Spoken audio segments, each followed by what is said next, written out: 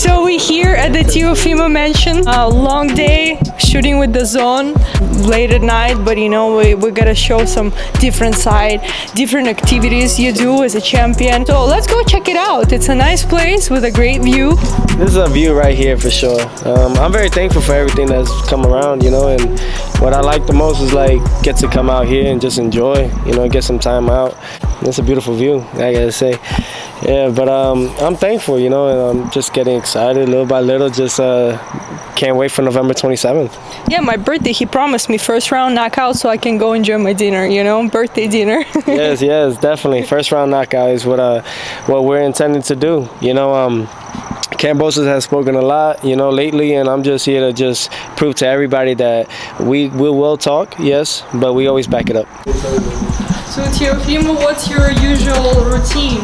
Usual routine, you know, doing my training is just basically like in the morning I start meditating. You know, like I meditate and stuff like that, and just write on my journal and do things on top of that. Just always staying, keeping that good vibration, that good positivity, you know, mindset.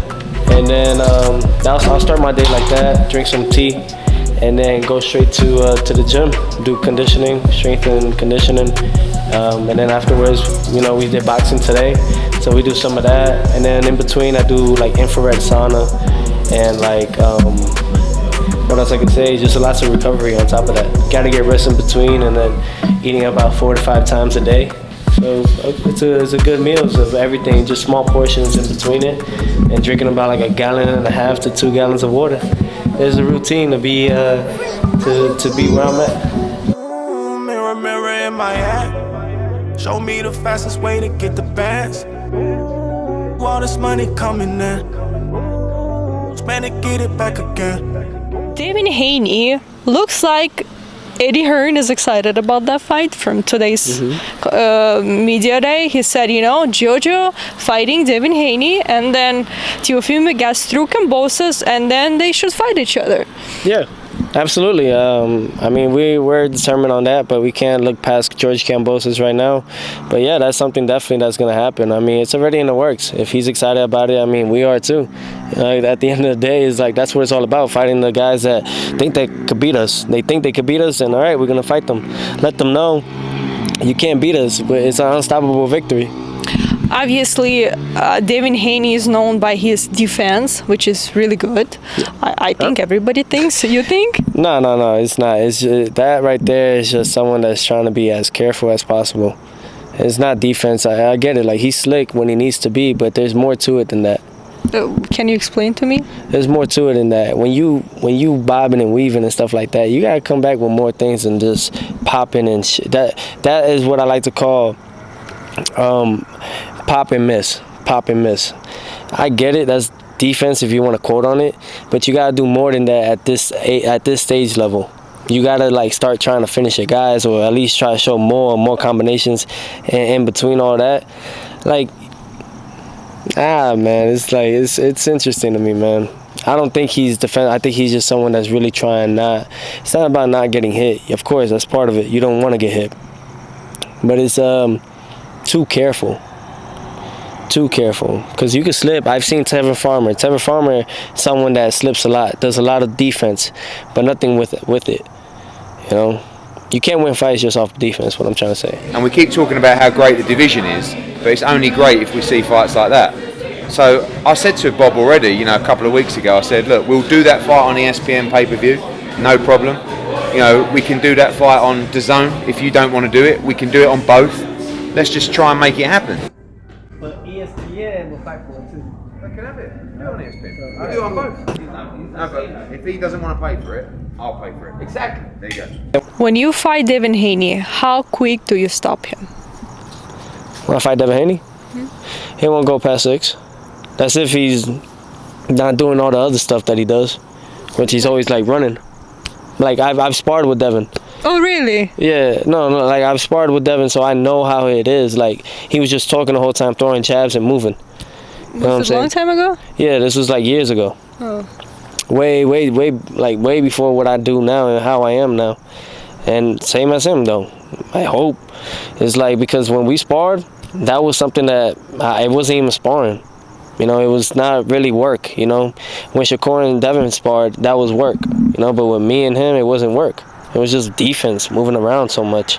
I didn't get any of that. Like, I didn't get nothing from it. You know what I'm saying? So I know people want to see that fight. I'm looking forward to it. And I'll make everybody see, like, he don't want to fight, you know? When all that happened a couple weeks ago, me and Devin, it was just me and my father, and it was all his peoples. All Devin Haney's peoples. I stood my ground. I ain't scared of nothing. You know what I'm saying? He hit about 7 of them, right? Yeah, he had all his peoples over him. I don't need an entourage. I am the entourage. You know what I'm saying? A man stands for something, they all fall for anything. That's the difference maker. Everybody can seem big and bad when they're around their posse, but when they're alone, let me bring them to me when they're alone. Let me see that energy then. I want to see that energy then. What was Devin Haney's response? I got more followers than you. Do you not understand? Like, that's crazy. That's the world that I'm living in right now. Everybody's trying to, what? Oh, so I can do TikTok and shit. Nah, bro, not in this world, not in boxing world. I mean, you can do it in the other worlds, fine, but not here. It's not about how many followers you have. It's about how many belts you hold. It's about how bad you want it when you in there. You almost got dropped by Linares, by Jorge Linares. What do you think I'm gonna do to you? You gotta get that fight before your career's over with. Of course, it has to be. There's no way in hell. Because we in hell, but there ain't no way in hell that I'm going to let this guy slide. Ain't no way. And the thing is, like, can't overprice yourself. You can't. I hold all the belts. What do you hold? A belt that was sent to you via email. Via email. You can't hold that with me. You know what I'm saying? You can't. You can't. You got to show the work. You got to show it. I'll be one to say it. If he was a world champion, I'll be the one to say it. All right, I still got work to do at the 35 division. But I already accomplished everything. I am the lightweight division. If it's not Devin Haney, I know that you're a big guy and it's hard for you to stay at 135. So you're probably going to go up to 140 and fight Josh Taylor. If you look at Josh Taylor and Devin Haney, can you compare them and say who's really better and how better? Well, for starters, Josh Taylor is the undisputed world champion at 140. And then Devin Haney is what? I don't even know, like paper champion. You know, email champion. You know, he didn't really earn that. You know, Devin Haney had to fight a guy that was ranked 59 or 57 for a belt that was still Lomachenko's. You know what I'm saying? So it's like, it shows right there though. Taylor has fought Jose Ramirez and other fighters before. I think Victor Postal and stuff like that. Those are guys that have been with Terrence Crawford and many other things, you know, and champions. Devin Haney, someone that is young, has a bright future if he uses it right, but it's not equivalent to it because he hasn't shown the work ethic yet. Like when he fights, you know, you got booed in your own hometown in Vegas. You know, like you got booed when you fought Linares. You know, that's not a good look. You know, so let's see how he looks against Jojo Diaz. You know, and then Josh Taylor, why I want to shoot for that fight is because that's someone that thinks they could beat me. A lot of people think that it'll be a great fight. And on top of that, like, that's for undisputed again. You know, like winner takes all, but this one will be like double or nothing, you know, and that's my goal, is like to keep on achieving. But if I have to like take like a pause from excellence to fight Devin Haney, then if I gotta do that, I gotta do that, you know. Like, it's not that I got to, but at this point, from all that stuff that he's been talking about, like, I don't know what's up with these guys. It's all bark, no bite. Tio, how about I got more followers than you? Hey, go ahead. Whatever floats your boat, you know. More followers than me. I mean, all right, that's cool. I got more belts than you, though. Like, I'm undisputed, though. I have everything that I need, man, and more. So I'm looking forward to if that ever comes about, we'll make the fight happen. And him and Jojo, how does it go? It should be a great fight. I think everybody tends to look past the guys that they're fighting because of their name. You know, but I think Jojo Diaz is a fighter that knows what he wants, and he's like shooting to beat this guy. Like, he was getting ready to beat Ryan Garcia, you know, and then that thing happened with Garcia breaking his hand. So, you know, now it's Devin Haney, and he caught out both of those guys when he beat Tevin Farmer, right? What else? Hey, wait, Junior! man. You already know. Teofimo Lopez Sr. right here.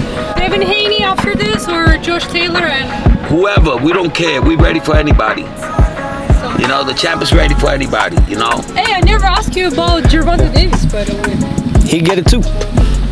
Anybody could get it, you know what I'm saying? Now all they gotta do is sign the petition. And so Mauricio Suleiman already said it. I don't see them signing shit, so it's not up to us no more. Check out how Junior drives, just like with, you know. Oh yeah, just legs kicked back and all. All right, guys. What's your perception when you try to book a fight with a PBC fighter? With who? With a PBC fighter. Not very good at all. Zero? Did they answer the phone? Did they answer your phone? No.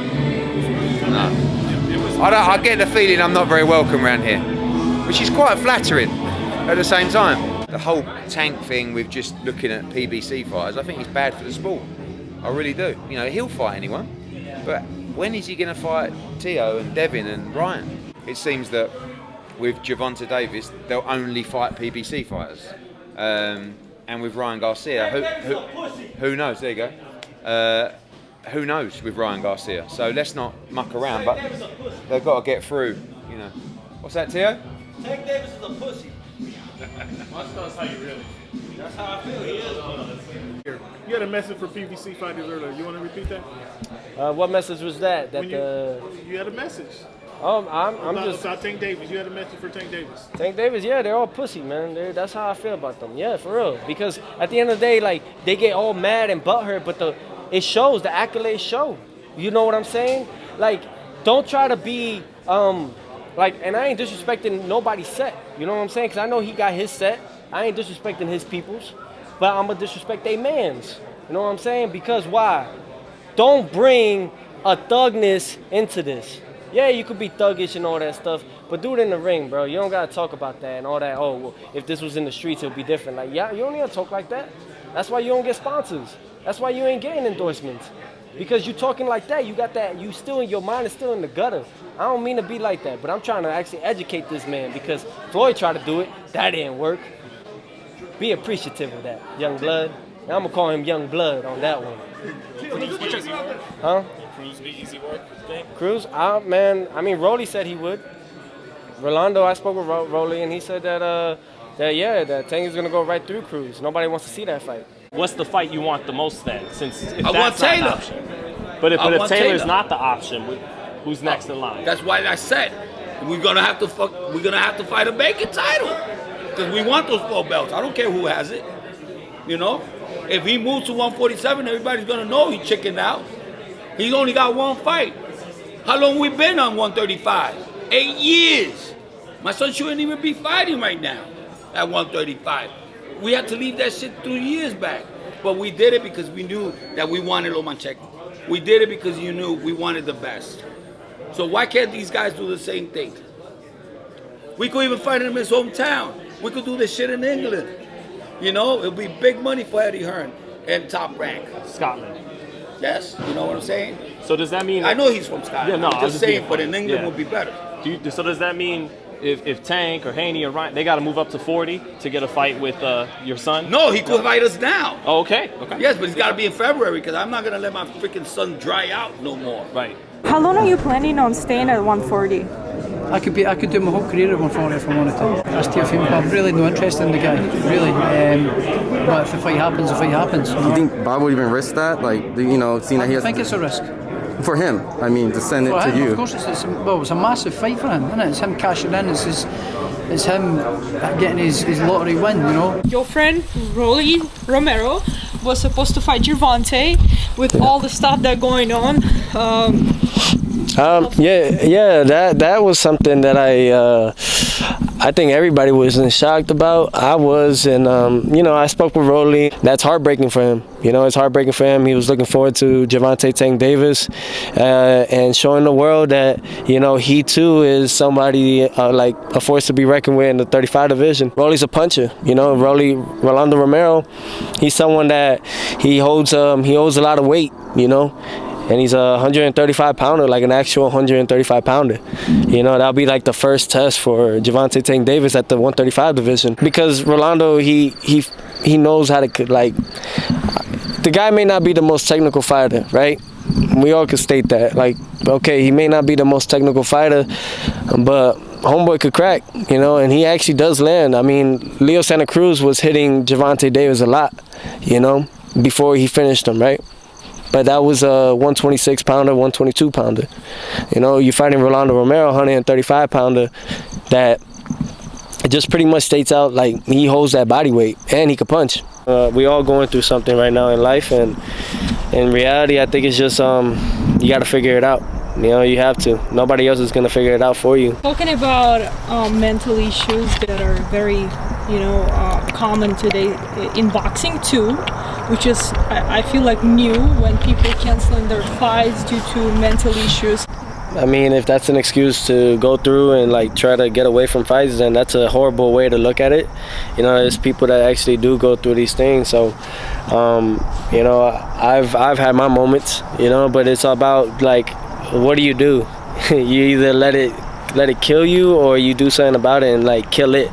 You know, you kill what's on your mind. Talking about Ryan, since he got a lot of followers, you know, he's still relevant up there. Well, because people wanna. Okay, I got you. So yeah, because people wanna see. They want to see. Okay, we're following you, we're supporting you. You know, and that's part of it in social media. They're supporters.